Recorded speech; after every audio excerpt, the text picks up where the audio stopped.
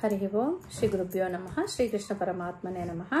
2:39 ఓం ఏషాతే అభిహితా సాంఖ్యే బుద్ధిర్ యోగే త్విమాం శృణు బుద్ధ్యా యుక్తో యయా పార్థ కర్మబంధం ప్రహాస్యసి.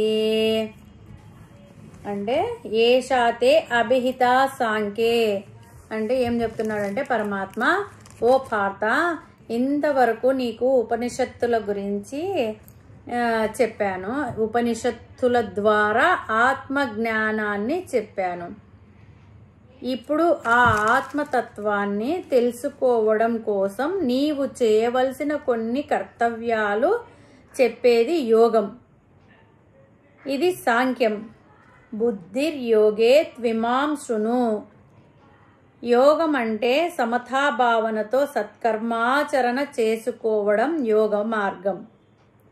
యోగ మార్గంలో చక్కగా ఉండే బుద్ధ్యాయుక్తో యయా పార్థ కర్మబంధం ప్రహాస్యసి. నీకు కర్మలలో ఉండే బంధాలన్నీ పోతాయి, నీకు ఉండే పాపపుణ్యాలు పోతాయి, నీ మనస్సులో ఉండే మాలిన్యాలన్నీ పోతి నీ మనస్సు శుభ్రపడుతుంది. అప్పుడు నేను చెప్పిన ఆత్మతత్వము స్పష్టంగా తెలుస్తుంది అని చెప్పి పరమాత్మ చెప్తున్నాడు. హరి ఓం తత్సత్. హరి ఓం శ్రీ గురుభ్యో నమః. శ్రీకృష్ణ పరమాత్మనే నమః. 2:40 శ్లోకం. ఓం నేహాభిక్రమనాసోస్తి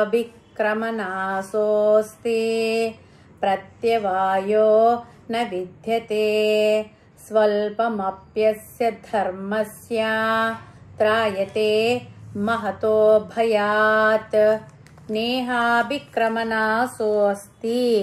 అంటే ఈ నిష్కామ కర్మ యోగము స్వధర్మ ఆచరణ ఆరంభించిన ప్రతి వ్యక్తి ఆరంభము పాడవ్వదు, నశించదు.